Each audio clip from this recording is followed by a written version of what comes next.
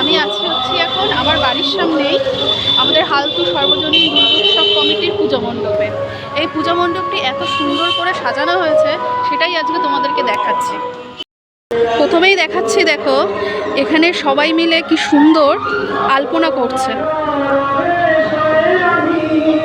মণ্ডপের প্রত্যেকটা সদস্যরা মিলে এখানে এত সুন্দরভাবে আলপনা করছে দেখো। আর প্যান্ডেলটা তোমাদেরকে দেখাই। প্যান্ডেলের কাজগুলো এত সুন্দর করে করা হয়েছে,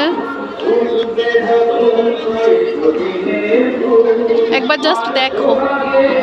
এত সুন্দর করে একটা প্যান্ডেল করা হয়েছে, পুরো নিখুঁত হাতের কাজ।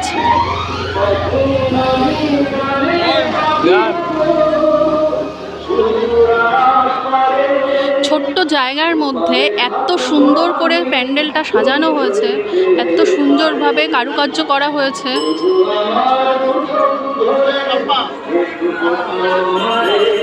তোমাদের সামনে গিয়ে একটু দেখাই আমি।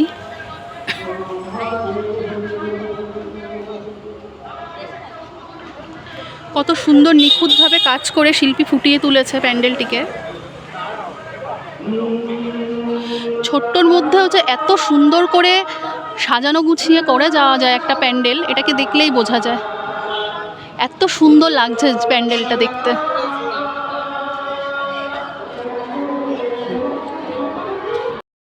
এখানে উপরে দেখো লাইটের কাজের সাথে সাথে কত সুন্দরভাবে সাজানো হয়েছে।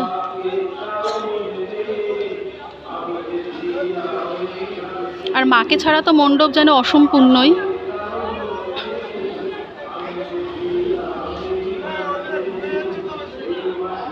আর এখানে ভীষণ সুন্দর করে সিলভার কালারের পাত দিয়ে কারুকার্য করা হয়েছে।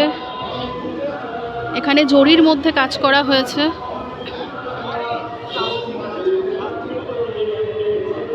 এক কথায় বলতে গেলে ছোট্টর মধ্যে প্যান্ডেলটি যেন অসাধারণ। অসাধারণ কারুকার্য আর অসাধারণ লাইটের কাজ। এই লাইটের কাজটা প্যান্ডেলকে যেন আরও ফুটিয়ে তুলেছে। লাইটের কাজ ছাড়া কিন্তু যে কোনো প্যান্ডেলই কিন্তু অসম্পূর্ণ থেকে যায়। এখানে দেখো ছোট ছোট সব ল্যাম্প দিয়ে এগুলোকে আলো দেওয়া হয়েছে।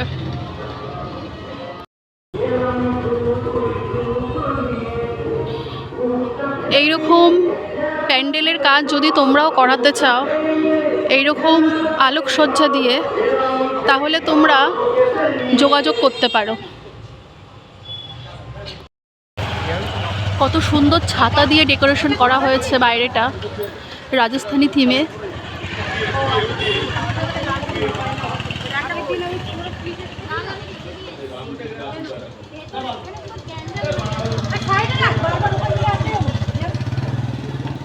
ভীষণ সুন্দর একটা কারুকার্য, নিখুঁত হাতের পরিচয় দিয়েছে এখানে শিল্পী। তোমাদের কেমন লাগলো মণ্ডপটি অবশ্যই কমেন্ট করে জানিও। আর কেউ যদি এরকম মণ্ডপের কাজ করাতে চাও তাহলে তোমরা যোগাযোগ করতে পারো। ইনি হচ্ছেন মণ্ডপ যিনি করেছেন, তিনি হচ্ছেন আলোকসজ্জায় আছে বাবন ইলেকট্রিক। আর সুন্দর মণ্ডপটা করেছেন, এত সুন্দর সুসজ্জিতভাবে সাজিয়েছেন শ্রীযুক্ত সুনীল সর্দার। কেউ যদি এরকম প্যান্ডেল করাতে চান তাহলে পরে এনার সাথে যোগাযোগ করতে পারেন।